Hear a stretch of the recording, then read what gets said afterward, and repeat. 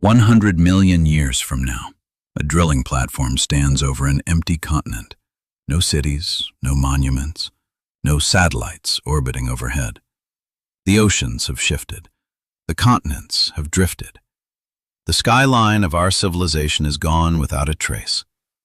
A steel drill lowers into the earth and begins pulling up a narrow cylinder of rock, layer after layer of compressed time. Ancient oceans, riverbeds, forests turned to stone. And then, halfway down the core sample, a thin, dark band appears, less than half an inch thick. That is all. No skyscrapers fossilized in place, no highways preserved like amber, no statues of leaders, just a faint chemical scar in the rock. If that is all that remains of us, would anyone in that distant future know we were ever here? Or would they dismiss it as a brief environmental fluctuation? Everything your generation built, every bridge, every power plant, every refinery, every data center, all the wars fought, the wealth created, the infrastructure laid down in steel and concrete, reduced to a discoloration thinner than your finger. We believe permanence is strength. We believe scale protects us from erasure. Every year, humanity pours more than 4 billion tons of concrete. We manufacture over 500 million tons of plastic. We move more earth and stone annually than all the world's rivers combined. The total mass of human-made materials now outweighs all living biomass on the planet. For the first time in Earth's history, a single species has wrapped the surface of the world in artificial structure. We call it progress. We call it development. We rarely ask how long it lasts. Geology does not care about intelligence. It records energy. It records chemistry. It records pressure and time. Wind strips surfaces grain by grain. Rainwater seeps into cracks and freezes, splitting foundations apart. Coastlines migrate inland. Deserts swallow cities. Ice sheets grind entire regions into powder. Tectonic plates collide and recycle continents into molten rock. The oldest ocean floor on Earth is only about 180 million years old. Everything older has already been erased. In geological time, permanence is an illusion.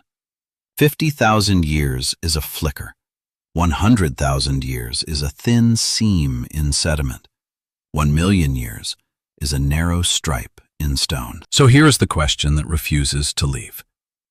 If a fossil fuel-burning industrial civilization had existed on Earth 100 million years ago, would we recognize it? Or would their entire existence be compressed into a line so thin we mistake it for nature? And if we would miss it, what else have we already missed? In 2018, 2 scientists asked that question seriously, not as conspiracy, not as science fiction, but as a boundary test of our own assumptions. Adam Frank and Gavin Schmidt were discussing how to detect advanced civilizations on distant planets while working through models at the NASA Goddard Institute for Space Studies. If another world hosted industry, what would we look for? The answer seemed obvious: atmospheric imbalance, sudden carbon spikes, synthetic compounds, industrial signatures. But Schmidt turned the question around. If those markers define technological activity, how certain are we that Earth has never produced them before us? This became known as the Silurian hypothesis. It does not claim there was a prior civilization. It asks whether the geological record would even preserve clear proof if there had been one. Start with consequence. Imagine an industrial society that burns fossil fuels, refines metals, builds global infrastructure. Now imagine it collapses. War, climate instability, resource exhaustion, internal fracture. Within decades, maintenance stops. Within centuries, steel rusts through. Within millennia, concrete fractures, rebar expands, structures fall. Plastics break into fragments, then microparticles, then molecular residues. Rivers change course and bury cities beneath sediment. Coastlines rise and swallow coastal population centers. Forests grow over foundations. 10,000 years pass. Nothing recognizable stands. 1,000,000 years pass. Tectonic movement folds the crust. Some regions are uplifted. Others are dragged downward into subduction zones where heat and pressure erase structure completely. Earth does not archive civilizations. It recycles them. We assume cities fossilize. They do not. Fossilization requires rare conditions, rapid burial, low oxygen, stable sediment layers. Even bones are rarely preserved. Billions of large dinosaurs once walked this planet. We have found only fragments of their existence. The fossil record is not a complete history. It is a biased sampling shaped by accident and survival conditions. Now consider duration. An industrial civilization lasting 100,000 years would occupy a geological blink.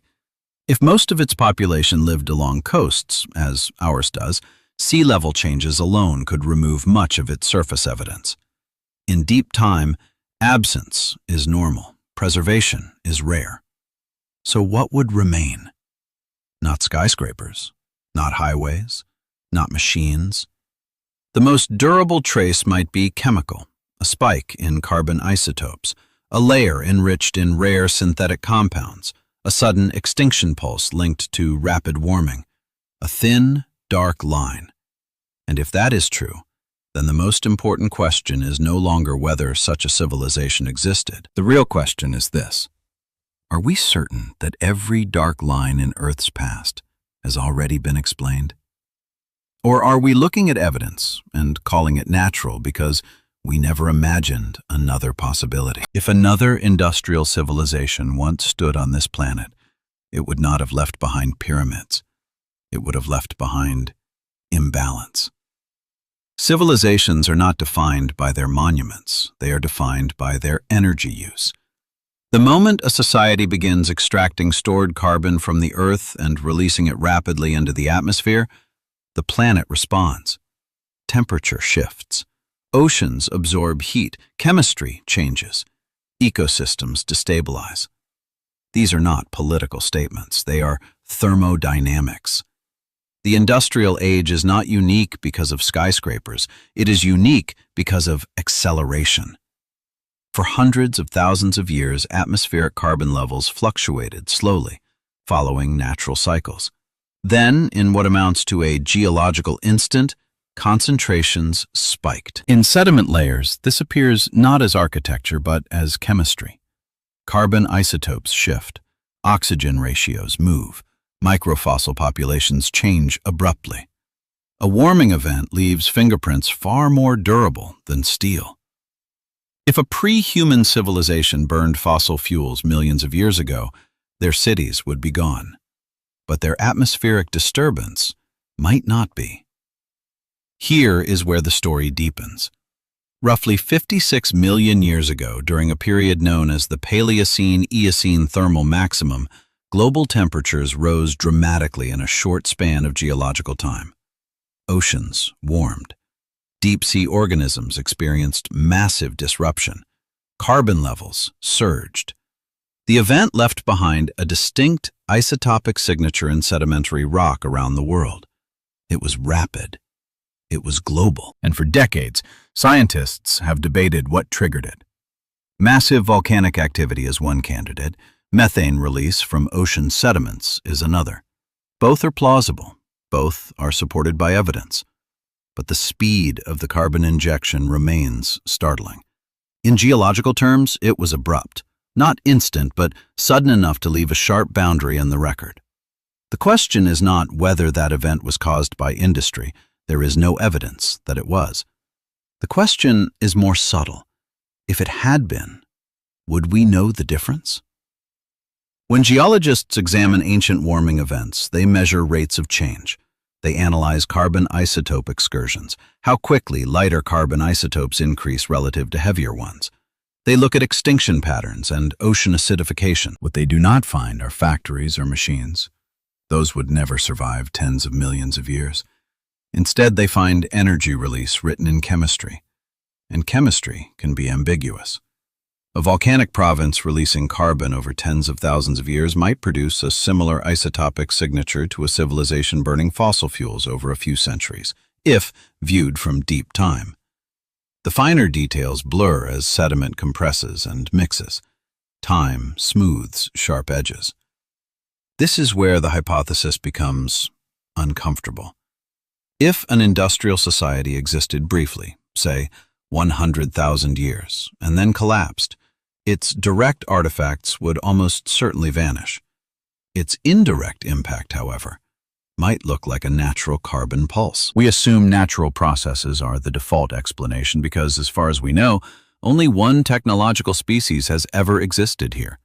But that assumption rests on the completeness of the geological record, and the geological record is anything but complete. The Earth does not store high-resolution video of its past. It stores fragments, layers, chemical hints. So imagine this scenario. A civilization rises in a warm, stable epoch. It harnesses fossil carbon. It expands rapidly. It alters atmospheric composition. It triggers warming. Oceans acidify. Species decline. Within a few thousand years, resource depletion or environmental stress leads to collapse. Over the next 100,000 years, erosion erases structures. Over the next 10 million, tectonics recycles entire regions of crust.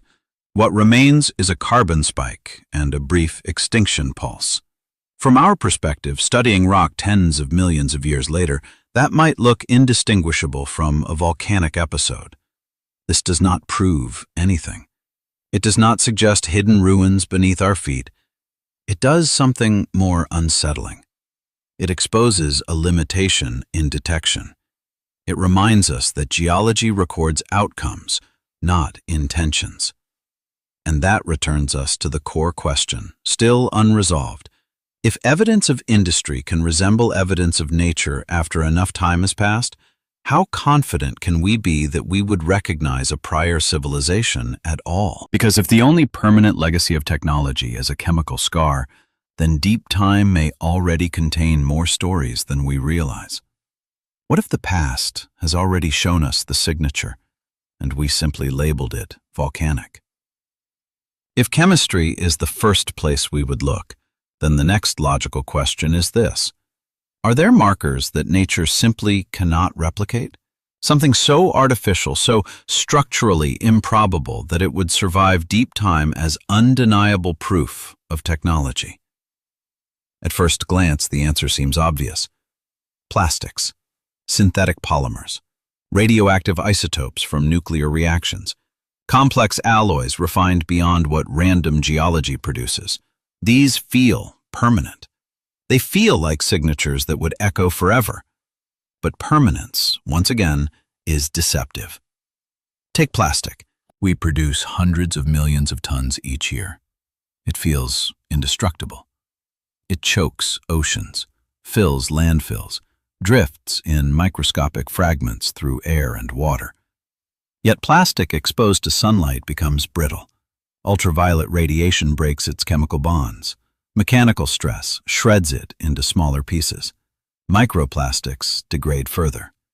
Given enough time, thousands, then millions of years, most polymers break down into simpler organic compounds. Buried under sediment, some fragments might persist longer, but tectonic heat and pressure would eventually alter them beyond recognition. After tens of millions of years, even plastic becomes chemistry. What about metals? Steel rusts, aluminum oxidizes, copper corrodes. Even stainless alloys degrade without maintenance. Under sedimentary burial, metals react with surrounding minerals. They dissolve, migrate, recrystallize. After deep burial and metamorphism, their refined shapes disappear.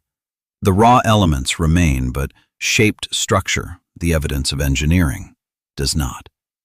Concrete seems massive, immovable, yet it fractures easily under freeze-thaw cycles. Water seeps in. Rebar expands as it rusts, splitting the structure from within. Within centuries, it weakens. Within millennia, it collapses into rubble. Within tens of thousands of years, that rubble blends into sediment. Under pressure and time, it becomes rock again. We tend to imagine ruins like the Roman Colosseum lasting forever, but that structure is less than 2,000 years old. Extend the timeline by a factor of 50,000 and even granite erodes. So perhaps the strongest candidate for an unmistakable technological marker is radioactivity. Nuclear reactions produce isotopes that do not occur naturally in stable abundance. Plutonium-244, for example, has a half-life of roughly 80 million years. In theory, that could survive long enough to be detected in ancient rock. But here the problem becomes scale.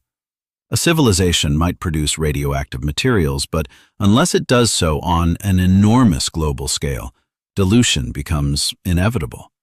Erosion spreads particles. Ocean currents distribute them. Sedimentation buries and disperses them unevenly. Detecting trace isotopes tens of millions of years later would require sampling exactly the right location, at exactly the right depth, in rock that has not been subducted or metamorphosed. And subduction is relentless. Oceanic crust is recycled continuously. Continental crust lasts longer, but it fractures, uplifts, erodes. Entire regions of Earth's surface are destroyed over geological time. Even the most advanced city built on oceanic crust would likely be gone within 200 million years, dragged back into the mantle. This leads to a sobering realization. The odds of preserving a clear, unambiguous technological artifact across tens of millions of years are extraordinarily low. Not impossible, but statistically rare. The geological record is not designed to preserve intelligence. It preserves large-scale energy disruptions and catastrophic events. Asteroid impacts leave iridium layers. Massive volcanic provinces leave basalt floods thousands of feet thick. Supernova radiation can alter isotopic ratios globally. These are planet-scale forces. For a civilization to leave a comparable long-term signal, it would need to operate at near-planetary scale for an extended duration, not just thousands of years, but long enough and intensely enough to alter core geochemical cycles in ways that outlast tectonic recycling. Which raises a new and uncomfortable layer of the question. If another industrial species once existed here, perhaps it did not last long enough to register clearly. Perhaps it rose and collapsed before reaching planetary saturation. Perhaps its footprint was regional, not global. In that case, its traces could have been erased entirely by normal geological turnover. Or perhaps it did reach planetary scale. In that case, its signal might still be there, but embedded so deeply within known warming events and extinction intervals that we attribute it to natural causes without ever questioning the assumption. Notice what this thought experiment does. It does not require hidden pyramids beneath Antarctica. It does not rely on lost continents. It simply forces us to confront the limits of inference.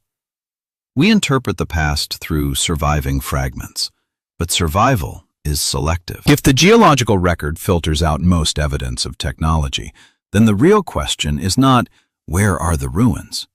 The real question is, what patterns have we normalized as natural? And as we move deeper into Earth's history, examining extinction events and rapid climate transitions, the boundary between natural catastrophe and engineered consequence begins to blur in ways that are far more subtle and far more unsettling than most people realize.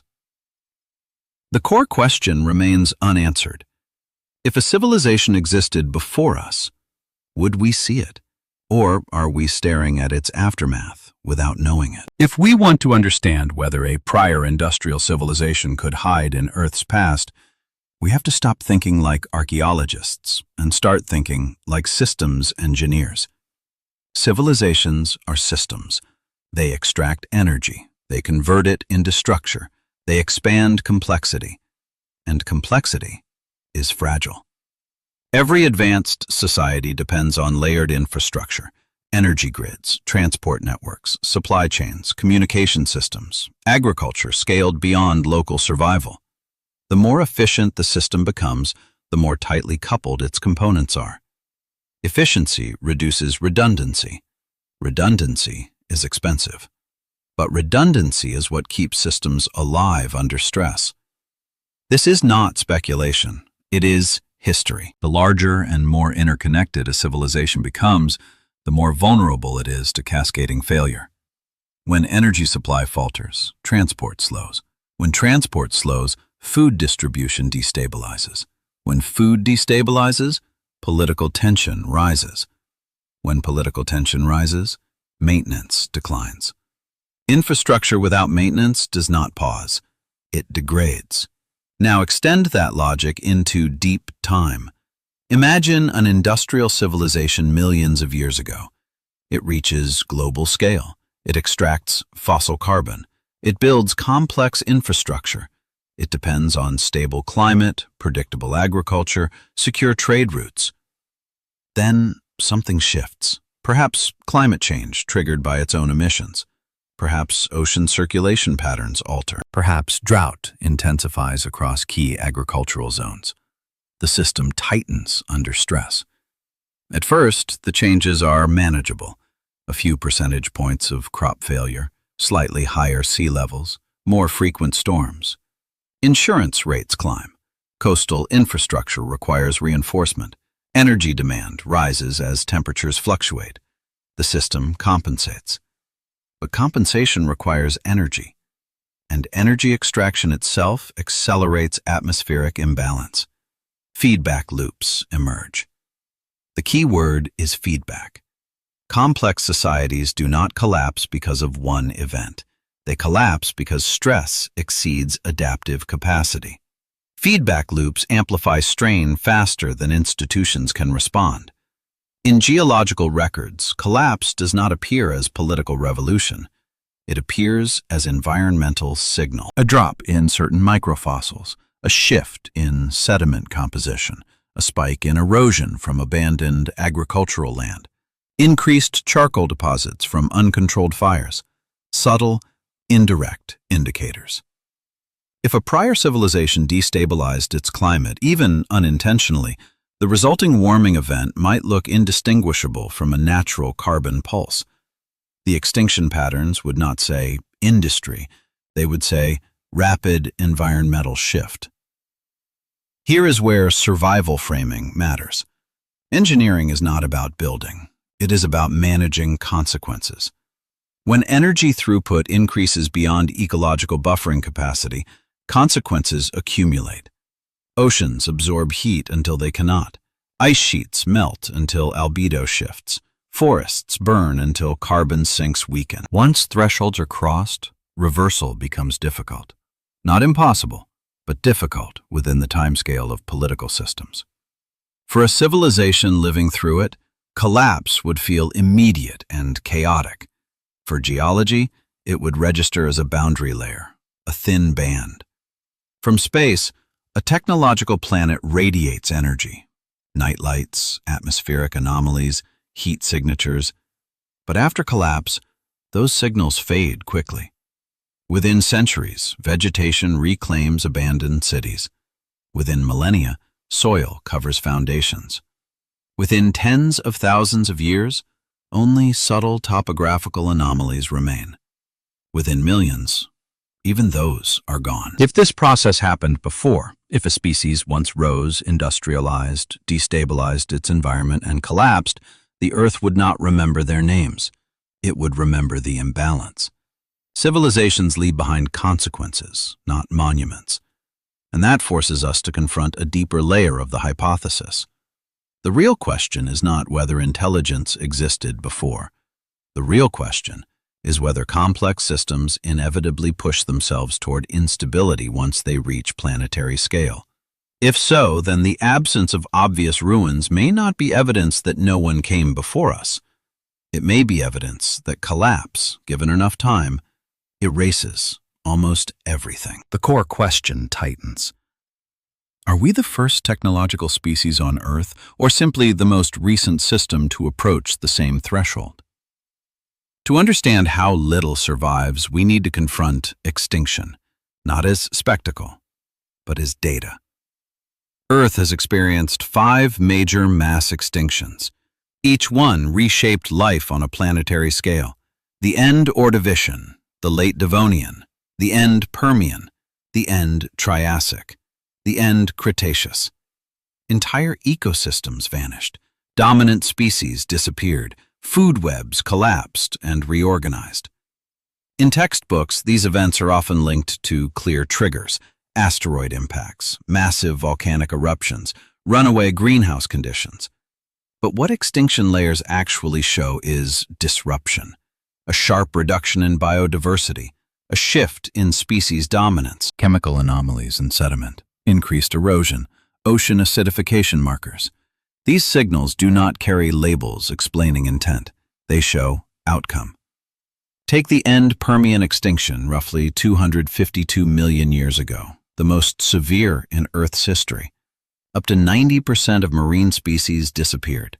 The prevailing explanation involves enormous volcanic eruptions in Siberia that released massive amounts of carbon dioxide and methane, triggering extreme warming and ocean chemistry collapse. The geological evidence supports volcanic activity. The salt flows remain. Carbon isotope excursions are recorded globally. But imagine, for a moment, not as belief but as exercise, that an advanced industrial civilization existed before that boundary. If its energy extraction triggered environmental instability and collapse followed, what would the rock record look like? Carbon spike, ocean acidification, rapid warming, mass extinction. Exactly what we already see. This does not mean the Permian extinction was caused by industry. There is no evidence for that. What it means is something more restrained and more unsettling. The pattern of systemic environmental collapse caused by rapid carbon injection resembles the pattern of certain natural catastrophes. From millions of years away, speed compresses. 10,000 years and 100,000 years both appear abrupt in sediment layers. The difference blurs. Now consider resilience. Life on Earth rebounds. After each mass extinction, new species emerge. Ecological niches refill. Complexity returns. But recovery takes millions of years. Not centuries, not even tens of thousands of years. Millions. For any civilization caught inside that boundary layer, collapse would be final. There would be no quick rebound, no rebuilding at prior scale. Once infrastructure decays and population declines below a threshold, knowledge transmission falters, supply chains fragment, energy extraction ceases. What remains are scattered survivors living at subsistence levels. Over time, even memory fades into myth. Within a few 100,000 years, the physical evidence would be indistinguishable from pre-industrial settlement patterns. Within a few million years, even those traces would vanish. Here is the psychological shift this creates. We tend to assume intelligence leaves escalating traces, that once technology appears, it permanently alters the trajectory of a planet. But that assumption depends on duration. A brief industrial window, geologically speaking, may be almost invisible. What if intelligence is not a permanent upgrade to a planet, but a temporary fluctuation? The Silurian thought experiment forces us to confront the fragility of technological phases. It asks whether industry is a stable long-term state or a transitional spike in planetary metabolism. From a systems perspective, industrial civilization dramatically increases energy throughput. It accelerates carbon cycling. It amplifies extraction. For a time, this produces growth and complexity. But acceleration also compresses risk. Feedback loops operate faster. Ecological buffers strain. Stability narrows. If this dynamic is universal, if any species discovering fossil fuels undergoes rapid expansion followed by destabilization, then the geological record might contain multiple short-lived industrial pulses, each blurred into natural events by the smoothing force of time. We do not see clear evidence of such pulses. But we must ask a quieter question. Would we expect to? Because the Earth's memory is selective. It preserves catastrophe more readily than architecture. It records chemical imbalance more faithfully than intention. And when extinction layers are studied, we search for natural drivers first: asteroids, volcanism, methane release, because those explanations fit within established models. The core question remains suspended. If a civilization once triggered planetary instability and vanished, would its collapse be distinguishable from nature's own violence? Or would it be buried inside the very events we already believe we understand? If we strip the hypothesis down to its core, it becomes less about hidden civilizations and more about time compression.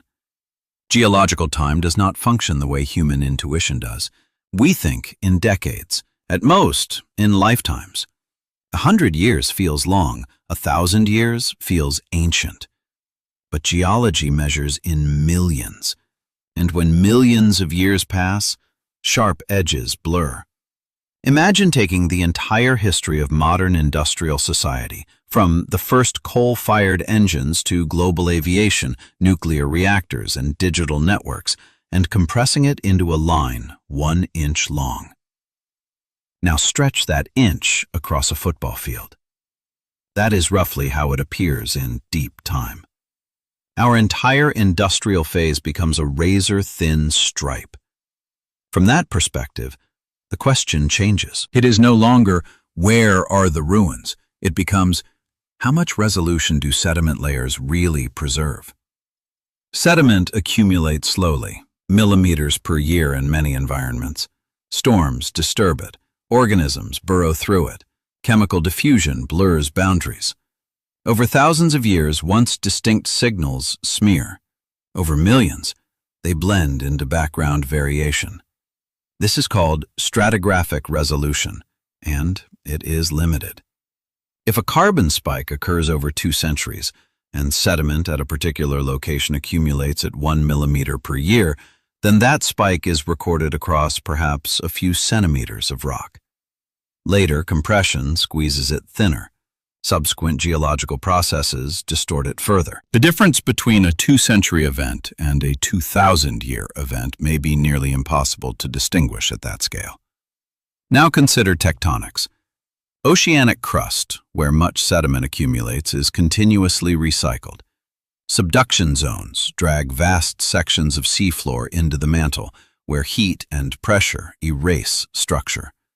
On average, oceanic crust survives less than 200 million years. Anything built on it is temporary by default. Continental crust lasts longer, but it is not immune. Mountains rise and erode. River systems carve and redeposit sediment. Glaciations scour landscapes clean. Ice sheets a mile thick grind rock into powder and transport it hundreds of miles.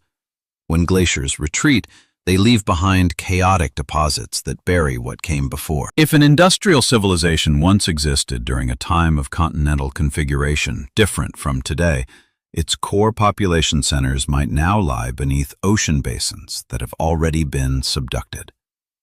That possibility is not dramatic. It is procedural. It is simply how plate tectonics works. Entire landscapes vanish routinely. Why would cities be exempt? There is another constraint, sampling bias. We do not have continuous, perfectly preserved rock from every region of Earth's past. What we have are fragments, outcrops exposed by erosion, drill cores taken in specific locations, fossil beds discovered by chance. The absence of evidence in one region does not guarantee global absence. When scientists reconstruct ancient climates, they rely on proxies, microfossils, isotopic ratios, mineral assemblages. These proxies are powerful, but they are indirect. They tell us what conditions were like, not what intentions existed. This matters because industry is defined by intention layered onto energy use. Geology strips away intention. It leaves thermodynamics.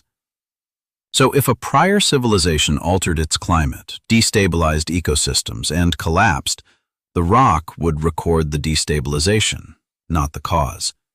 and here the survival framing becomes sharper.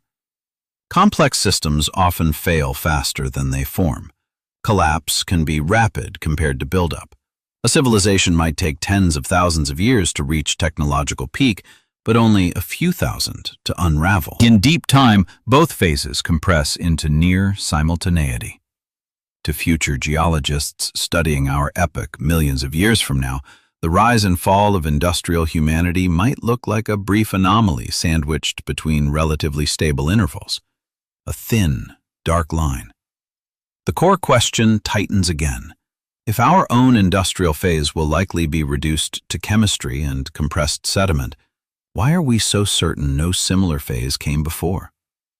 Let us assume for a moment that somewhere in the deep past, a technological species did arise.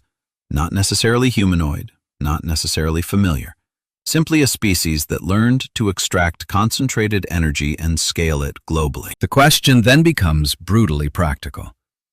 What are the statistical odds that any clear artifact of that civilization would survive to be found today?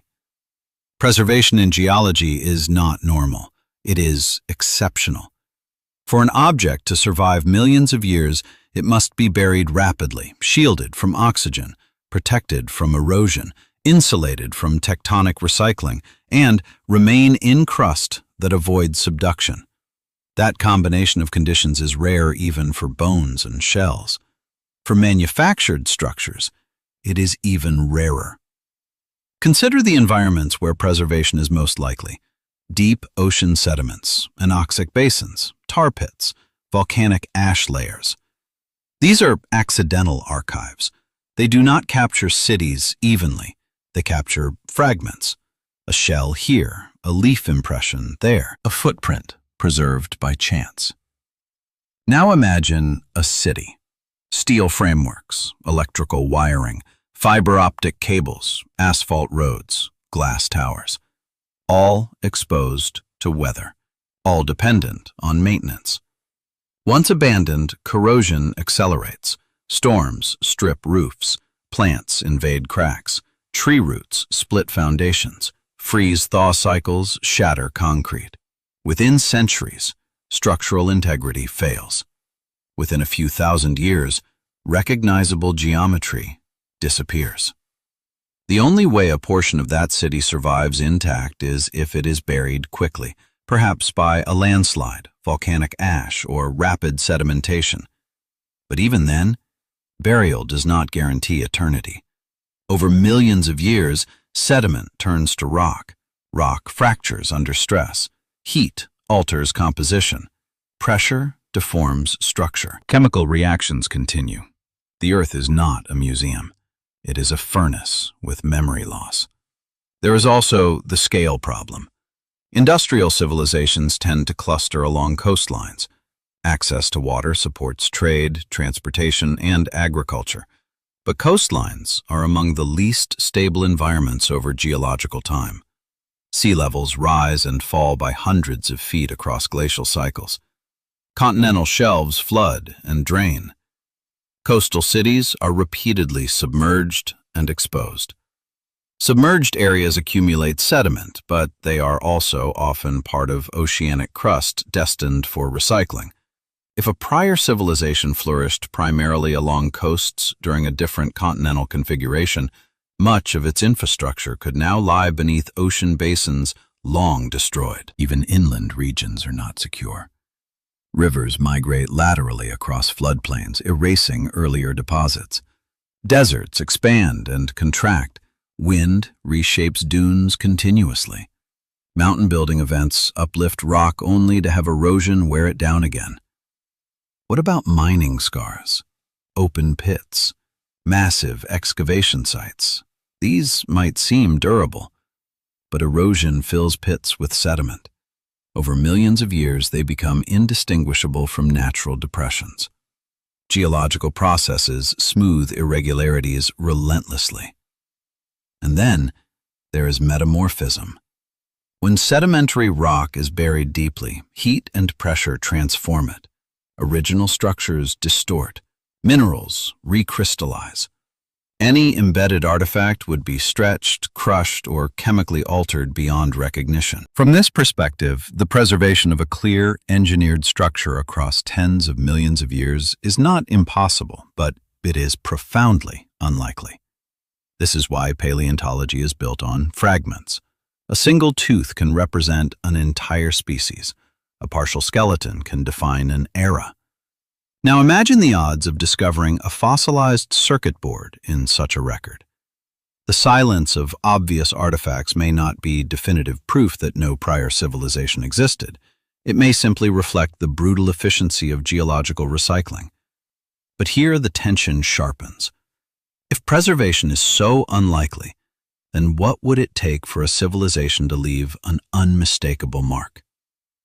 The answer is scale and duration. It would need to alter the planet so significantly and for so long that its impact becomes embedded in multiple independent geological systems: carbon cycles, sediment composition, extinction rates, isotope ratios across continents. In other words, it would need to operate at planetary scale long enough to overwhelm Earth's buffering capacity. And that realization turns the spotlight back toward us. Because for the first time in planetary history, at least as far as we can confidently detect, a species is operating at precisely that scale. The core question remains unresolved, but it grows heavier. If industrial activity can vanish physically yet survive chemically, and if geological processes erase most structural traces, then how would we ever distinguish a brief technological phase from a natural catastrophe millions of years later? And more importantly, are we certain that distinction will be obvious when future geologists examine our own layer? Now we move from geology to something more personal: daily life inside a civilization under pressure. Because industrial society does not collapse in a single dramatic moment, it strains, it compensates, it adjusts. And most people living inside it do not perceive the threshold until after it has been crossed. Imagine a technological species reaching planetary scale. Energy is abundant, infrastructure is dense, trade networks span continents, food production is optimized through mechanization and chemical enhancement. Life expectancy rises, complexity deepens. Then, environmental signals begin to shift. Growing seasons fluctuate, storm intensity increases, certain fisheries decline unexpectedly. Insurance markets grow unstable. Agricultural zones experience irregular rainfall. None of this immediately signals extinction. It signals inconvenience. Adaptation begins. More energy is used to stabilize the system. Irrigation expands. Coastal barriers are reinforced. Supply chains diversify. Technology attempts to buffer climate volatility. These measures work at first. But every buffer requires energy. Every solution increases throughput. Here is the survival principle. Complex systems under stress consume more energy to maintain equilibrium. If energy extraction itself drives environmental instability, then the act of stabilizing the system accelerates the destabilizing force. Feedback loops tighten. For the individuals living through it, daily life remains recognizable. Grocery stores are stocked, electricity flows, information networks function. There are political debates, market fluctuations, cultural trends. Collapse does not feel imminent. But beneath that surface, infrastructure ages.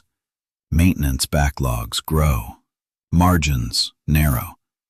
Now consider what happens when multiple stressors align. A regional crop failure overlaps with supply chain disruption. A financial contraction reduces maintenance funding. A severe storm damages key transport corridors. Energy production dips during peak demand. No single event is catastrophic. Together, they strain the system. Collapse rarely announces itself. It accumulates. If a prior industrial civilization existed, its citizens would have experienced decline not as geological event, but as systemic instability. They would not have known they were living inside a boundary layer that would one day appear as a thin, dark line in rock.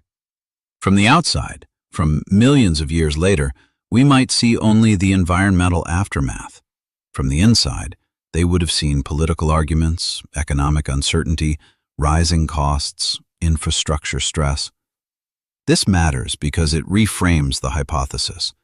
We are not searching for dramatic extinction myths.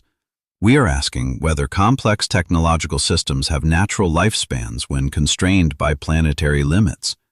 If energy extraction drives warming, and warming destabilizes agriculture, and agricultural instability triggers social fracture, the resulting collapse could occur within a few thousand years. Geologically, that is instantaneous. And when collapse happens, maintenance ceases. Power grids fail first in vulnerable regions. Fuel refineries shut down. Communication networks degrade. Transportation becomes localized. Urban centers depopulate. Without constant repair, buildings decay rapidly. Within centuries, vegetation reclaims abandoned suburbs. Within 1,000 years, rooflines cave in. Within several thousand, little remains above ground. For survivors, if any remain, life reverts to subsistence patterns. Knowledge transmission becomes fragmented. Advanced manufacturing ceases. Tools simplify. Over tens of thousands of years, even myths of prior technological glory fade into legend. From a geological perspective, the industrial phase becomes a brief energy spike followed by ecological adjustment. The core question continues to press. If collapse is a normal endpoint for high-throughput systems constrained by planetary feedback, then is the absence of ancient ruins evidence that no prior civilization existed, or evidence that collapse efficiently resets the surface?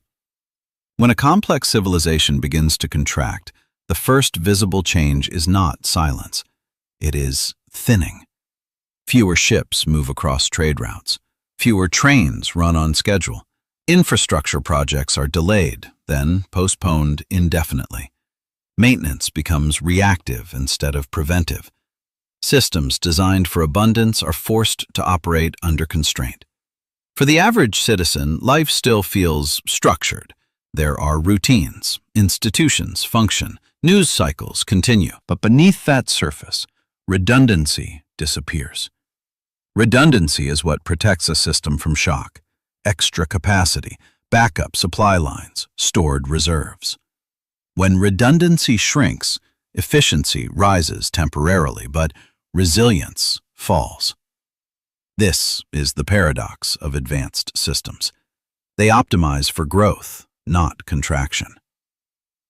Now imagine this process unfolding within a civilization that has already altered its environment. Oceans are warmer, weather patterns are less predictable, agricultural output varies from year to year, insurance markets struggle to price risk accurately, political divisions widen under economic pressure. None of these alone ends a civilization. Together, they narrow its margin for error. The danger is not the storm. The danger is fragility during the storm. As contraction deepens, population begins to shift. Urban centers lose density. Migration increases toward regions perceived as stable. Peripheral areas experience neglect. Abandoned infrastructure accelerates decay. Once power grids fail regionally, recovery becomes difficult. Modern infrastructure is interdependent. Water systems rely on electricity. Electricity relies on fuel distribution. Fuel distribution relies on transport networks. Transport networks rely on maintenance crews and functioning economies. When multiple layers fail simultaneously, restarting the system requires coordinated effort at scale. If political fragmentation has already occurred, coordination falters. Within decades, what was once a global civilization can fragment into regional enclaves. Within centuries, technological continuity weakens. Specialized knowledge, semiconductor fabrication, advanced metallurgy, global logistics depends on global networks. Remove the network, and expertise dissipates.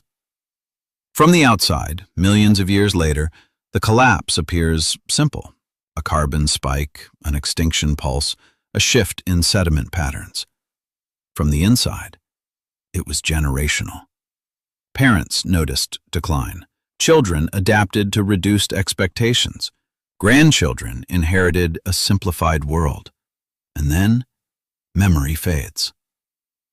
This is not speculation about inevitability. It is an examination of system dynamics. High-throughput civilizations require continuous energy input and stable environmental baselines. When either becomes unstable, survival shifts from expansion to triage. If a prior industrial species existed, its collapse might not have been explosive. It might have been gradual enough that no single generation perceived finality. Over centuries, the world would have felt smaller. Over millennia, complexity would have thinned. Over tens of thousands of years, physical remnants would have merged with landscape. And then geology would take over. Rivers would redistribute sediment across former urban zones. Forests would root through collapsed foundations. Glacial cycles would scour regions clean. Tectonic movement would fracture and fold the crust. What remains in rock is not a diary of decline. It is a summary of imbalance. The psychological layer here is crucial. We instinctively believe intelligence secures permanence. We assume that once a species reaches industrial capability, it either expands indefinitely or leaves unmistakable traces. But deep time suggests another possibility. Intelligence may be episodic. What if technological civilization is not a stable state, but a phase? The core question now carries weight beyond curiosity. If collapse erases structure and compresses history into chemistry, then absence of visible ruins cannot be considered definitive proof of absence. Which brings us to the next escalation. If industrial phases can vanish structurally, how do we distinguish rare natural catastrophes from potential technological consequences when examining ancient climate transitions? Because the deeper we look into Earth's past, the more abrupt events we find. And abruptness, in geological terms, is always suspicious. Abruptness is the word that keeps resurfacing. In geology, most change is slow. Continents drift millimeters per year. Mountains erode grain by grain. Evolution proceeds through gradual selection. But scattered throughout Earth's history are intervals where change accelerates. Climate shifts rapidly. Oceans warm quickly. Ecosystems reorganize in compressed spans of time. These intervals stand out precisely because they break the baseline rhythm. When scientists encounter an abrupt warming event in ancient sediment, they look first for natural drivers capable of injecting massive energy into the system. Large igneous provinces, vast volcanic eruptions are one candidate. Asteroid impacts are another. Methane destabilization from ocean clathrates is a third. All of these are powerful enough to disturb planetary equilibrium. But there is a common thread among them: rapid carbon injection. Carbon is central because it governs atmospheric heat retention. When large amounts of carbon enter the atmosphere quickly relative to geological background rates, temperatures respond. Ocean chemistry shifts. Extinction pressure increases. Now consider the industrial age. In less than 3 centuries, humanity has mobilized fossil carbon accumulated over hundreds of millions of years. From a geological perspective, this is abrupt. Future stratigraphers, millions of years from now, will likely identify our period by a sharp carbon isotope excursion, widespread species redistribution, and a thin layer containing synthetic compounds and radionuclides. Our age will be visible, but it will be thin. From deep time, acceleration looks identical, whether caused by volcanoes, asteroids, or industry. This is where the Silurian thought experiment becomes more refined. It does not ask whether any abrupt event in the past was industrial. It asks how we differentiate between natural rapid carbon release and potential technological carbon release when both produce similar chemical signals. The Paleocene-Eocene thermal maximum remains the most frequently discussed example because of its speed. Global temperatures rose significantly within a few thousand years. Carbon isotopes shifted worldwide. Marine life experienced stress. Recovery took over 100,000 years. The leading explanations remain volcanic activity and methane release. These are robust hypotheses supported by multiple lines of evidence. But the event demonstrates something critical. Earth's climate system can be jolted quickly. If a prior industrial civilization triggered a similar carbon release, the resulting geological record might overlap with patterns already attributed to natural causes. Again, this does not imply that such a civilization existed. It highlights a detection boundary. Geology reveals that abrupt carbon pulses have occurred before humans.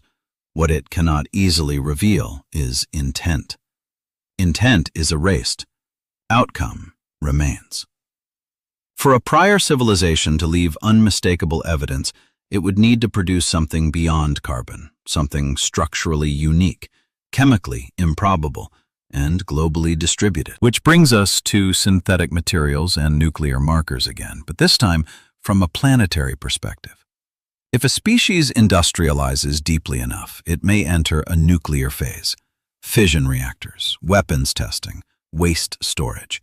These processes produce isotopes rarely formed in nature. Certain radionuclides could persist for millions of years if not recycled into the mantle. But here, scale matters again. Human nuclear activity, though significant historically, is small compared to planetary mass. Even if buried, many radionuclides decay within tens of thousands of years. Only a few long-lived isotopes might survive at detectable levels over tens of millions of years. Would a brief nuclear age register in rock or fade like static? The threshold question sharpens. How intense and how long must industrial activity persist to leave a globally undeniable signature? Because if the activity is brief, geologically speaking, its chemical trace might blur into background variation. And if that is true, then the silence of unmistakable technological markers in deep strata cannot be interpreted as absolute certainty that no prior industrial phase occurred. It can only tell us that if one did occur, it was either short, limited in scale, or erased by tectonic recycling. The core question remains deliberately unanswered. Are we the first technological species to ignite fossil carbon at planetary scale, or the first whose layer happens to survive intact enough to be recognized? Every technological civilization faces the same constraint: energy density. Biology runs on sunlight filtered through photosynthesis. Early human societies relied on muscle, wood, and wind.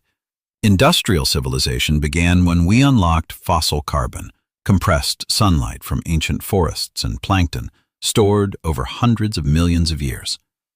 Fossil fuels were not just energy. They were acceleration. With coal and oil, humanity crossed a metabolic threshold. We multiplied output beyond what current solar input alone could sustain. Cities expanded, steel flowed, concrete hardened, ships crossed oceans, aircraft pierced the sky. A species powered by ancient sunlight reshaped its planet. From a geological standpoint, this is extraordinary. The Earth has hosted complex life for hundreds of millions of years. Dinosaurs dominated ecosystems for far longer than humans have existed. Yet no previous species left evidence of smelted metals, refined hydrocarbons, or synthetic polymers. That absence is usually interpreted simply. Intelligence sufficient for industry arose only once. But evolution does not move toward inevitability. It experiments, it branches, it tries, and most attempts vanish. What if intelligence flickered before us and went dark?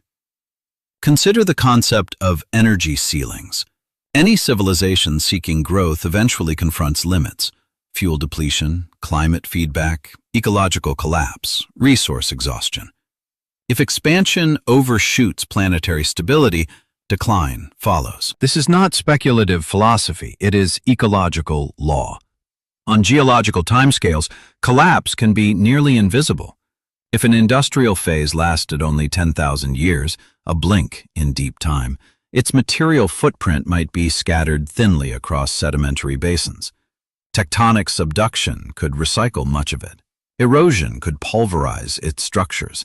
Glaciation could grind cities into dust and push them into the ocean. We tend to imagine ruins persisting like stone pyramids in desert sands. But given tens of millions of years, even mountains flatten. There is no architectural immortality on a living planet.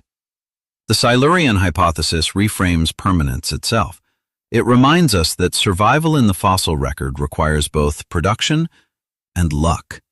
The right conditions, the right burial environment, the right preservation chemistry.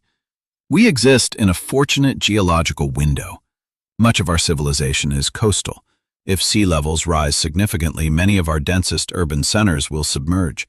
Over millions of years, sediment could bury them beneath layers of marine deposits. Future tectonic shifts might fold or melt them entirely. The ocean is not just rising, it is archiving. Suppose, hypothetically, that a prior industrial civilization existed during a period of higher sea levels.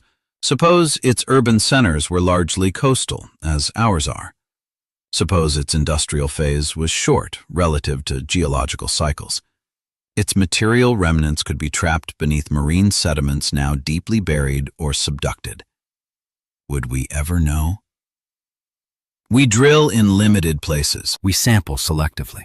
We infer globally from fragments. Science operates by available evidence. It cannot analyze what has already been destroyed. This is not an argument for hidden ruins beneath every ocean trench. It is a recognition of epistemic humility. Absence of evidence is meaningful, but only within the resolution of the record.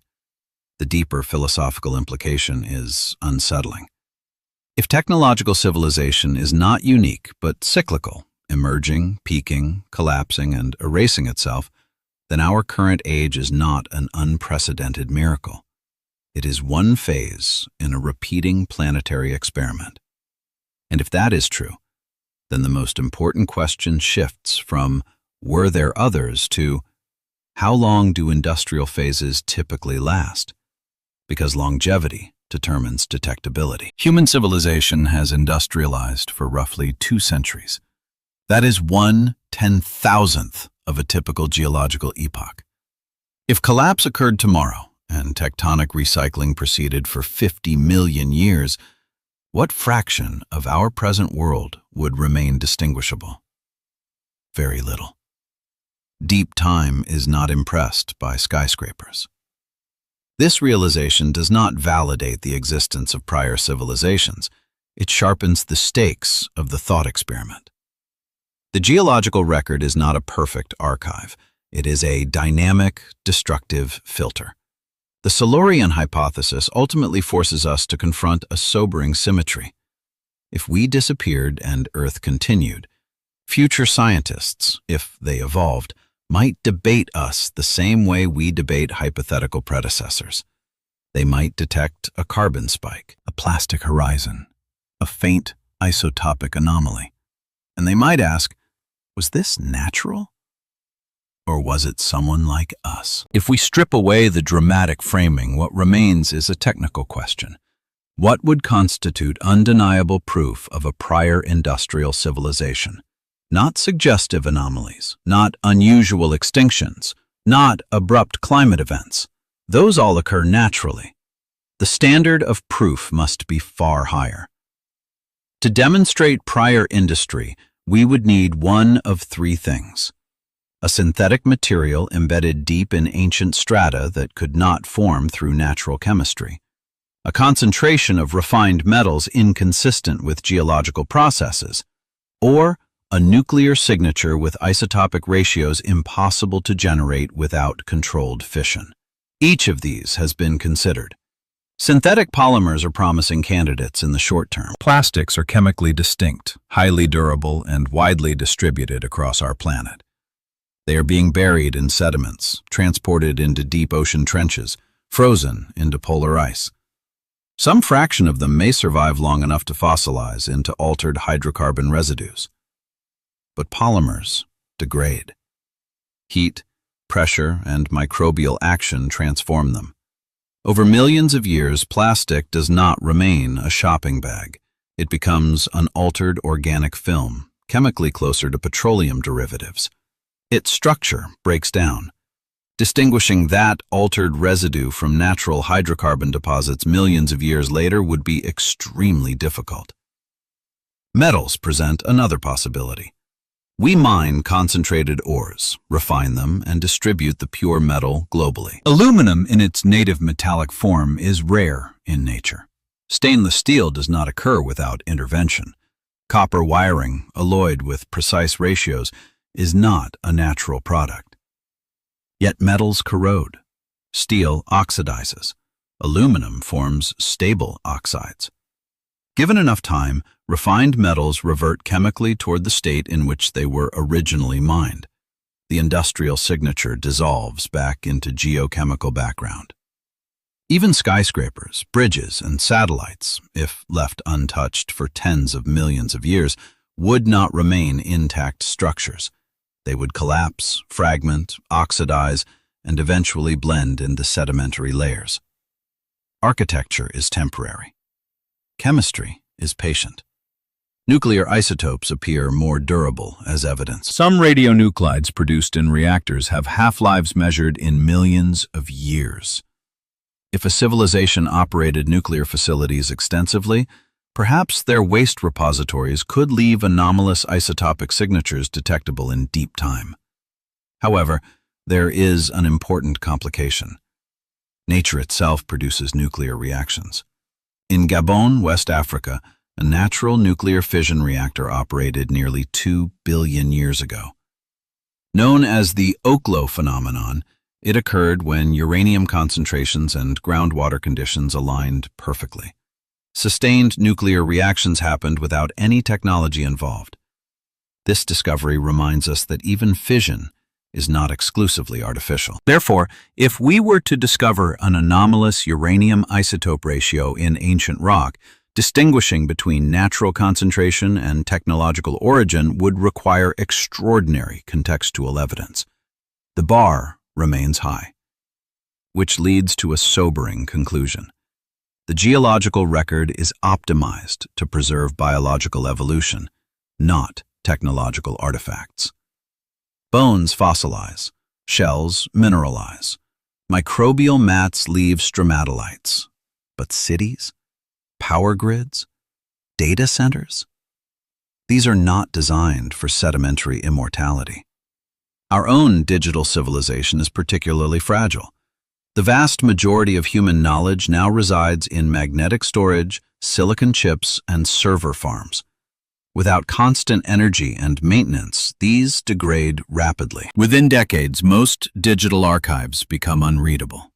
On geological timescales, they do not exist at all. If a prior civilization relied heavily on digital infrastructure, as we do, the probability that any of its informational records survived millions of years is effectively zero. Information entropy is ruthless. This reframes the entire debate. We are searching for physical artifacts in a record biased toward organic life. The absence of machine fossils does not necessarily imply the absence of machines. It may reflect preservation bias. But caution is essential here. Preservation bias explains some absences, not all. Extraordinary claims require extraordinary evidence. To date, no confirmed artifact, no unambiguous alloy, no manufactured structure has been discovered in strata tens of millions of years old. The evidence threshold has not been crossed. The hypothesis survives only as a boundary test of scientific reasoning. Yet the thought experiment has already accomplished something profound. It forces us to confront the limits of detectability. It asks not whether we want prior civilizations to exist, but whether our methods are sufficient to rule them out with absolute certainty. And in science, absolute certainty is rare.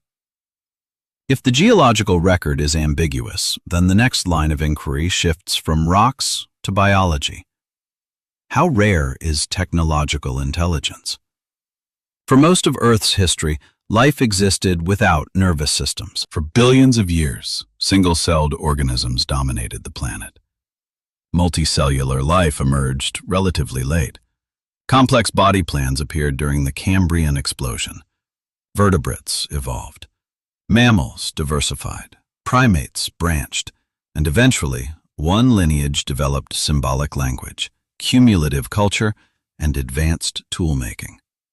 From one perspective, this sequence appears extraordinarily improbable. It took nearly 4 billion years for a species capable of building radio telescopes to emerge. That suggests rarity. But from another perspective, intelligence arose at least once under Earth-like conditions. Given enough time and ecological opportunity, evolution produced a species capable of altering the atmosphere itself. That suggests possibility. The question becomes statistical. If Earth were reset and replayed, would intelligence emerge again? Or was Homo sapiens a cosmic accident, contingent on fragile chains of events that easily could have broken? Evolutionary biology does not provide a definitive answer.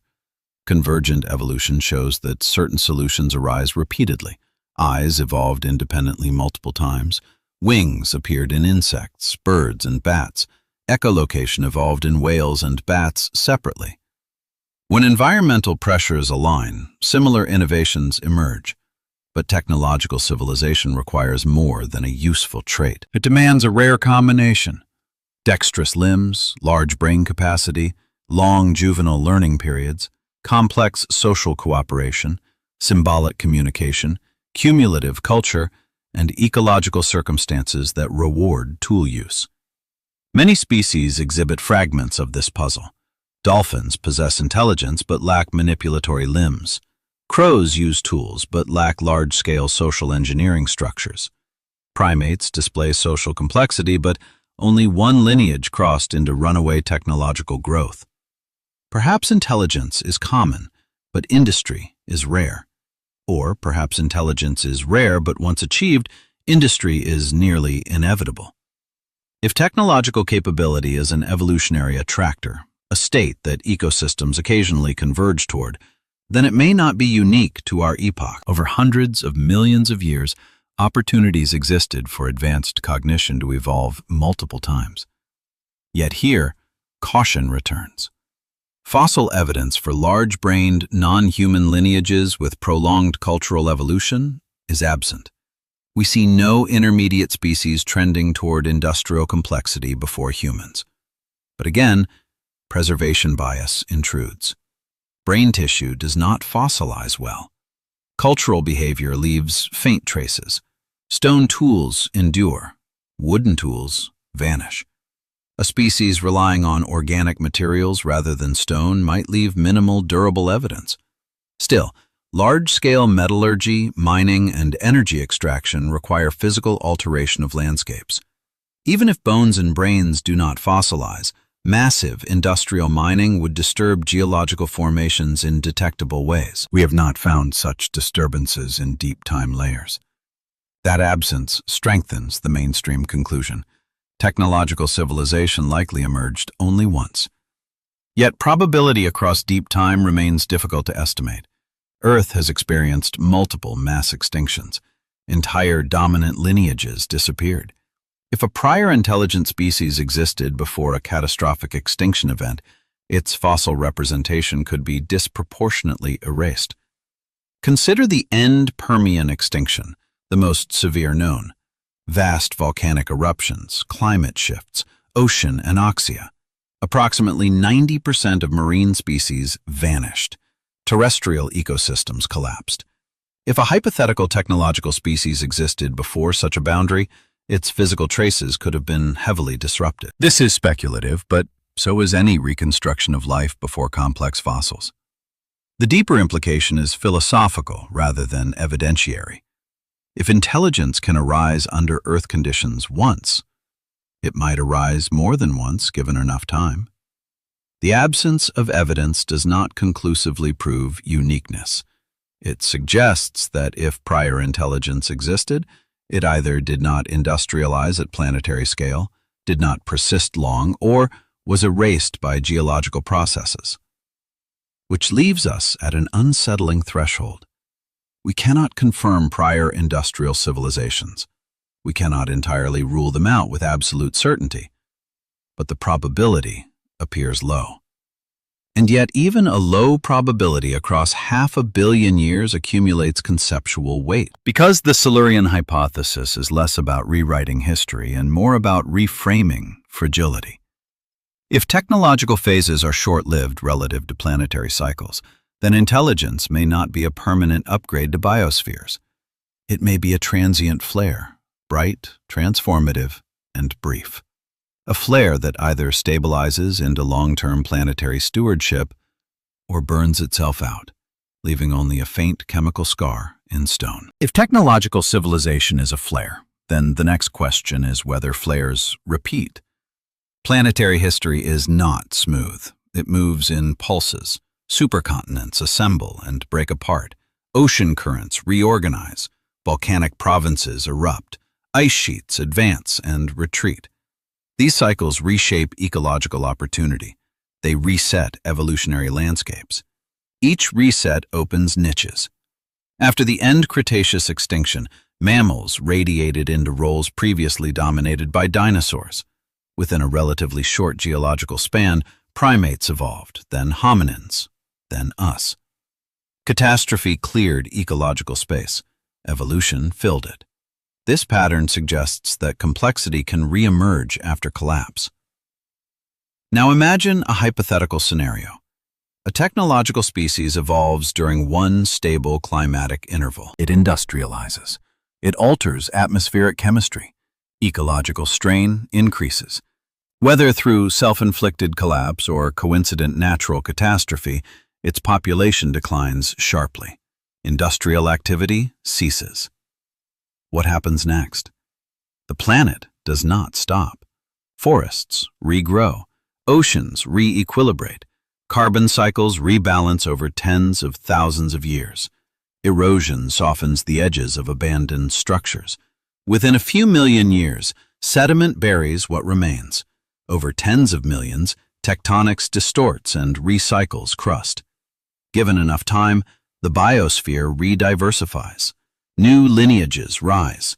Intelligence, if evolution trends that way again, could reappear in a different form. From deep time's perspective, the interval between civilizations could be shorter than the recycling time of oceanic crust.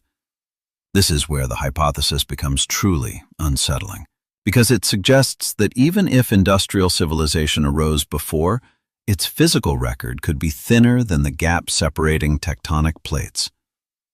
We tend to assume linear progress, that history moves from primitive to advanced without reset. But geological evidence does not support linearity. It supports cycles. Climate cycles, carbon cycles, extinction cycles, supercontinent cycles. Why assume technological civilization is exempt? Of course, there is a counter-argument.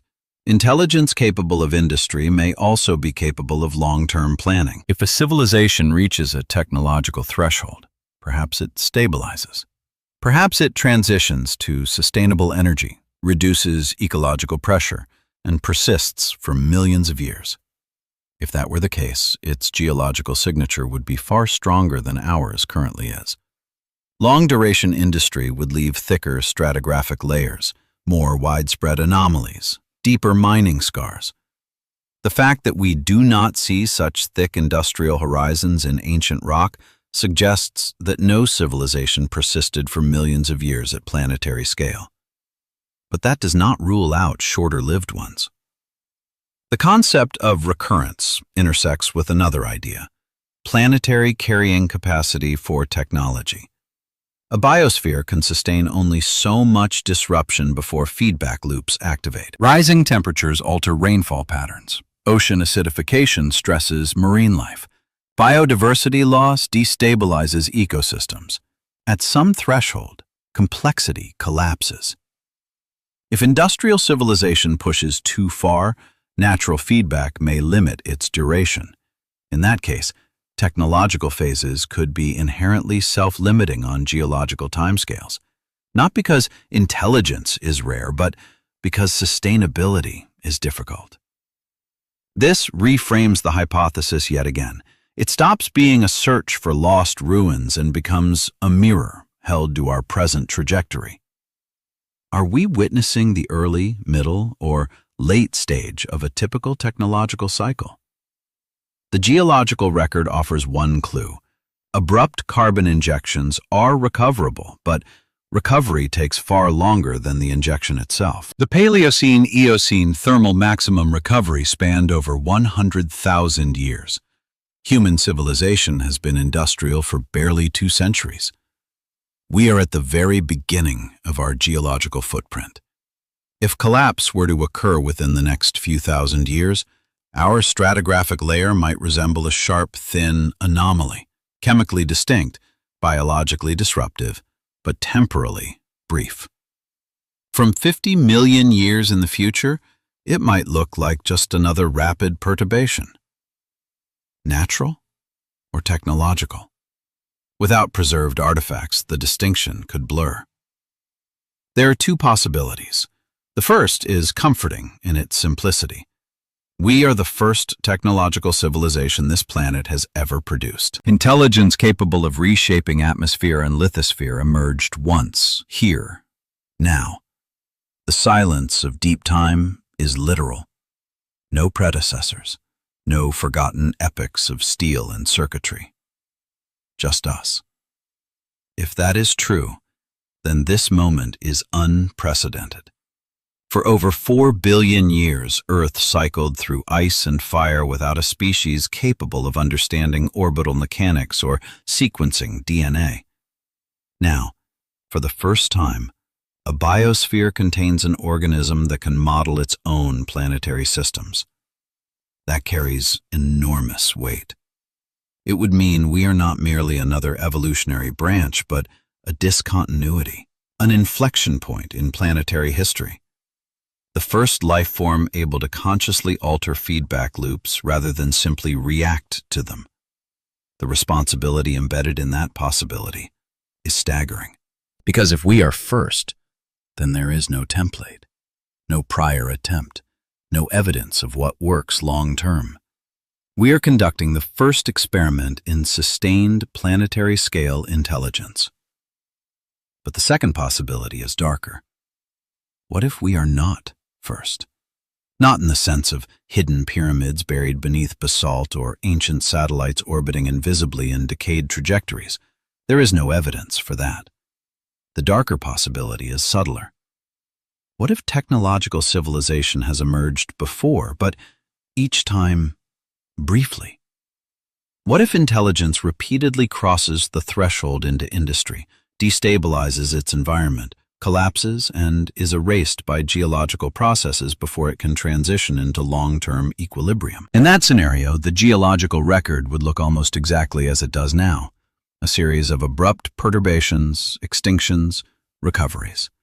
Carbon spikes without clear mechanical fingerprints, thin anomalies blurred by tectonics, each cycle too short to leave architectural fossils, each collapse resetting the stage. If that were true, then intelligence is not a culmination, it is a phase transition, a temporary amplification of planetary metabolism. Consider the timescales. Earth has hosted complex life for roughly 540 million years. If technological civilization typically lasts, say, 10,000 years before self-limitation or environmental feedback curtails it, there would be room for dozens of attempts within a single geological era. But only if each attempt was separated by tens of millions of years would tectonic recycling sufficiently obscure previous layers. The math is speculative. The implications are not. Because if industrial civilization is inherently unstable on long timescales, then survival requires something unprecedented. A deliberate break from instinctive growth dynamics. Every biological system tends toward expansion until constrained. Bacteria multiply until nutrients vanish. Populations grow until resources limit them. Evolution does not favor restraint. It favors reproduction. Technology amplifies this tendency. Fossil fuels allowed exponential expansion. Exponential systems, however, collide with finite planets. If prior technological species followed similar trajectories, collapse might not require asteroid impacts or supervolcanoes. It could arise from feedback loops within their own activity. Atmospheric alteration, ocean acidification, biodiversity collapse, resource depletion. None of these leave carved monuments behind. They leave chemical signatures and biological turnover. The silence of the rock record might not indicate that no one came before. It might indicate that none lasted long enough. And that possibility reframes our present moment with unsettling clarity. We often imagine the future as a linear extension of the present, more advanced, more connected, more powerful. But deep time suggests another pattern: emergence, peak, disruption, reset. If we are the first, we carry the burden of inventing stability from scratch. If we are not the first, we may be walking a path that has already ended many times without knowing it. Either way, the conclusion converges. The question is no longer whether ancient industry existed. The question is whether industrial civilization can endure long enough to become unmistakable in stone. To understand endurance, we have to shift from geology to thermodynamics. Every civilization is an energy processing system. It extracts concentrated energy, converts it into work, and in doing so, increases entropy, dispersing energy as heat. The larger and more complex the system, the more energy it must process simply to maintain itself. Cities do not persist because they are built. They persist because energy flows through them continuously. Electricity stabilizes data. Fuel moves goods. Maintenance repairs corrosion. Infrastructure is not a static achievement. It is a constant metabolic expense. Remove the energy, and complexity decays. From a thermodynamic perspective, technological civilization is a local pocket of order maintained against the universal tendency toward disorder. It exists only so long as energy throughput remains high. This principle scales. If a civilization industrializes by exploiting a finite energy reserve, such as fossil fuels, it temporarily elevates its energy flux far above biological baselines. That elevation allows rapid growth, global interconnection, and technological sophistication. But once the concentrated reserves diminish, maintaining that complexity becomes more difficult. Unless the civilization transitions to a stable, renewable energy base that matches or exceeds its needs without destabilizing planetary systems, it faces contraction. Contraction is not necessarily extinction. It may mean simplification. But simplification reduces geological footprint. If a technological society peaks and then declines into a lower energy state, abandoning heavy industry, shrinking populations, dismantling large infrastructure, its material signature narrows. Its most intensive geological impact becomes confined to a relatively brief window. From the perspective of deep time, that window may appear as a spike rather than a plateau.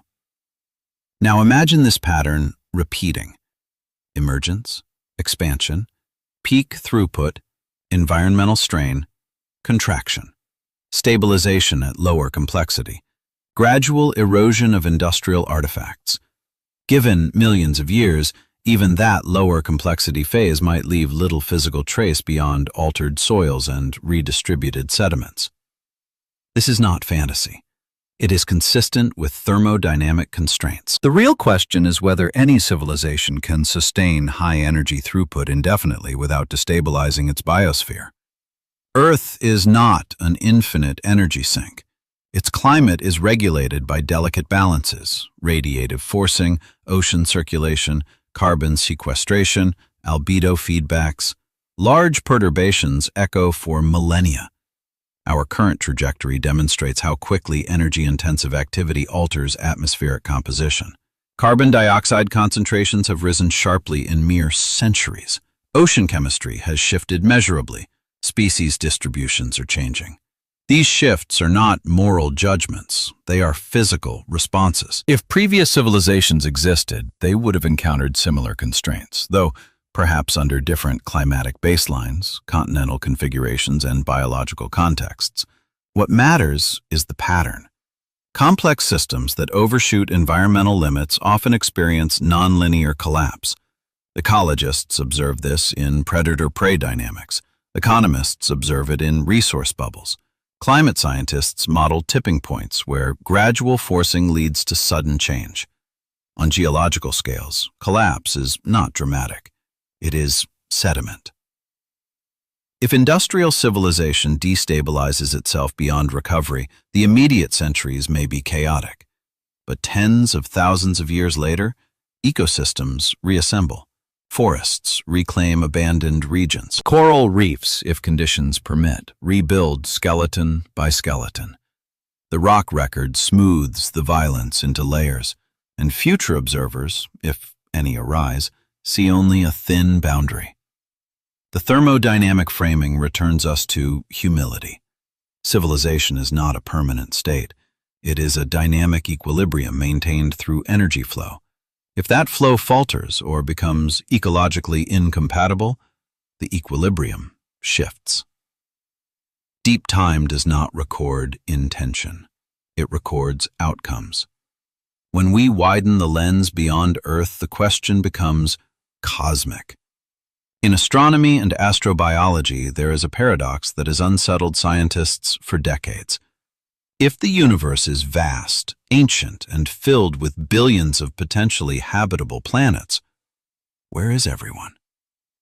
This tension is often referred to as the Fermi paradox, named after physicist Enrico Fermi, who famously asked, "Where is everybody?" Given the age of the Milky Way, over 13 billion years, there has been ample time for intelligent civilizations to arise elsewhere. Even if technological life is rare, statistical probability suggests it should have happened more than once. And yet, we observe no clear evidence of galactic-scale engineering, no unambiguous signals, no megastructures blocking starlight, no probes in our solar system announcing prior visitors. The silence is striking. One proposed explanation is the concept of the Great Filter, the idea that somewhere between the emergence of life and the development of galaxy-spanning civilizations lies a barrier that most lineages fail to cross. The filter could be behind us. Perhaps life itself is extraordinarily rare. Perhaps complex multicellular organisms almost never evolve. Perhaps intelligence is a freak accident. But the filter could also be ahead of us.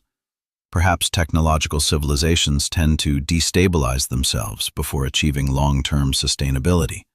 Perhaps energy-intensive growth, weaponization, ecological overshoot, or runaway climate change typically curtail industrial phases before they expand into interstellar permanence. If that is true, then the silence of the cosmos may echo the silence of deep geological time. Short-lived civilizations would leave faint planetary scars and no interstellar footprints.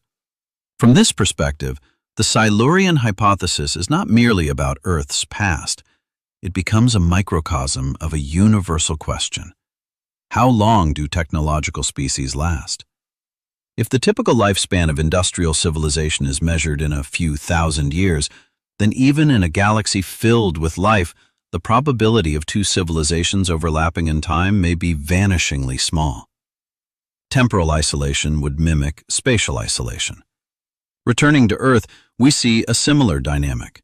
Our industrial phase is less than 3 centuries old. If it ends within a few millennia, whether through deliberate transition or systemic collapse, its geological signal may be a thin anomaly. Detectable, perhaps, but ambiguous. Future intelligent species on Earth, if evolution produces them, might debate our existence the way we debate hypothetical predecessors. They might identify a carbon isotope excursion. They might find unusual sedimentary layers rich in synthetic compounds, partially transformed by pressure and heat. And they might argue, was this volcanic? Was it methane? Or was it technological? Without surviving artifacts, certainty would be elusive. The unsettling symmetry is difficult to ignore. We search the stars for long-lived civilizations while simultaneously demonstrating how fragile our own may be. We debate whether intelligence is rare while racing against ecological constraints of our own making. The Great Filter, if it exists, may not be a single catastrophic event. It may be a structural feature of energy-intensive intelligence. Civilizations that reach the fossil fuel phase acquire immense power quickly. That power amplifies both creation and destruction. The window between ignition and destabilization may be narrow. If so, then the geological silence before us and the cosmic silence above us may reflect the same pattern. Intelligence emerges, burns brightly, and fades before it can leave an indelible mark on deep time or interstellar space. The question then shifts from speculation about lost worlds to immediate responsibility. Are we approaching the filter, or are we capable of becoming the exception? At this point, the hypothesis has turned inward. It began as a geological puzzle. Could a prior industrial civilization have existed so long ago that its traces dissolved into deep time? It moved through chemistry, tectonics, evolution, thermodynamics, and cosmic silence. And now, it arrives where it was always headed, the present. Because the ultimate value of the Silurian hypothesis is not in proving that someone came before us. It is in revealing how easily we ourselves could become indistinguishable from natural history. Stand back far enough, millions of years, and our cities compress into sediment.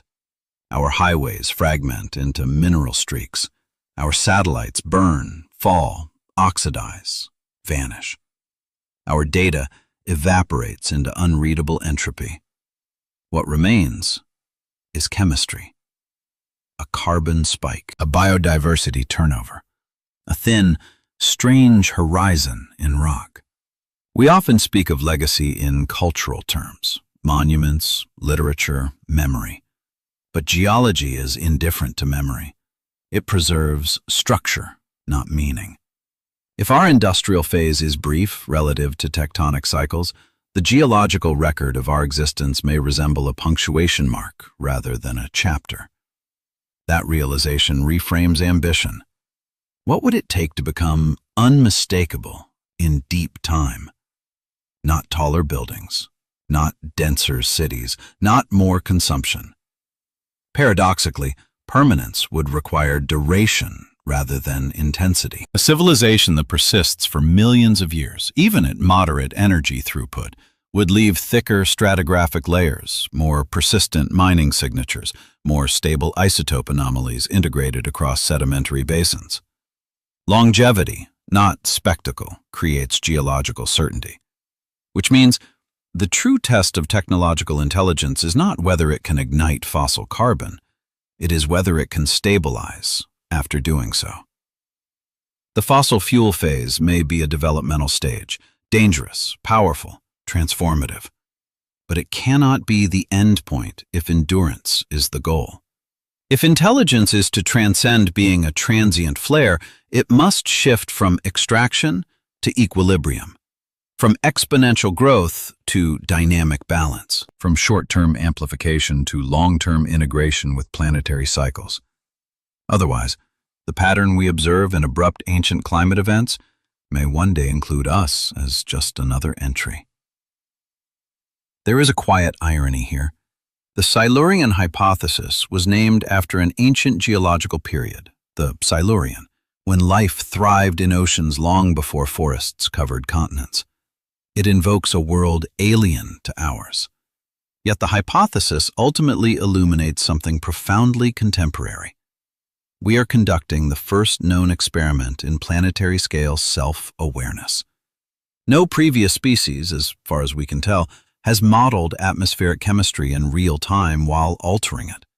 No prior lineage has drilled into its own crust, mapped its own extinctions, and debated its own long-term survivability. If we are first, then this moment is singular. If we are not first, then this moment may be part of a pattern we barely understand. Either way, the geological record will judge us without narrative, It will record whether our carbon spike stabilized or spiraled. It will record whether biodiversity recovered alongside our presence or in our absence. It will record whether our industrial horizon thickened into a sustained era or thinned into a boundary layer marking abrupt transition.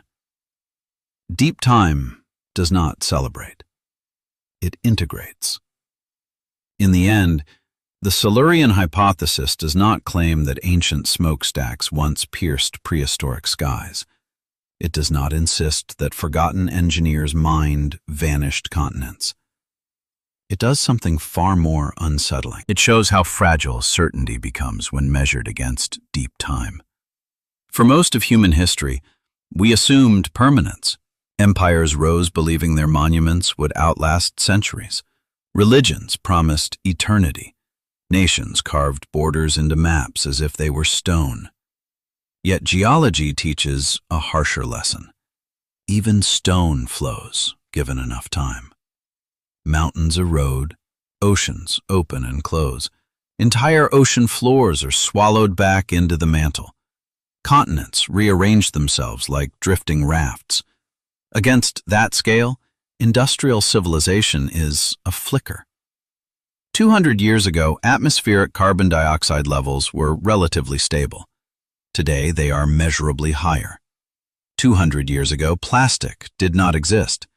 Today, microscopic fragments circulate in polar ice and deep ocean trenches. 200 years ago, no species had detonated nuclear devices. Today, radioactive isotopes are embedded in sediments worldwide. We have already altered the geological story. The question is not whether we will leave a mark. We have. The question is what kind of mark it will be. A thin anomaly signaling rapid disruption and collapse, or the foundation of a sustained epoch in which technological intelligence integrates into planetary systems rather than destabilizing them. If the great filter lies ahead, it will not announce itself with a single dramatic event. It will emerge through feedback loops, climate thresholds crossed quietly, ecosystems destabilized incrementally, infrastructure strained gradually until complexity becomes too expensive to maintain. Civilizations rarely perceive their own fragility in real time. Growth feels normal. Expansion feels justified. Acceleration feels like progress. Geology, however, measures differently. It asks only, how long did the anomaly persist? If millions of years from now another intelligent species stands on a reshaped Earth, one with different continents, different oceans, different skies, and drills into ancient strata, they may encounter a narrow boundary enriched in carbon isotopes, synthetic residues transformed by pressure, and a sharp extinction turnover. They will debate its cause. Volcanic outgassing? Methane release? Asteroid impact? Or something else? Without intact cities, without preserved machines, without readable data, our story would be inferred from chemistry alone. And chemistry does not explain intention. That is the quiet warning embedded in the hypothesis. We assume that advanced intelligence guarantees continuity. But intelligence is not immunity. It amplifies power. It does not automatically confer wisdom. The capacity to alter a planet is not the same as the capacity to sustain one. If we are the first technological civilization, then the universe is watching its first attempt at long-term planetary self-regulation.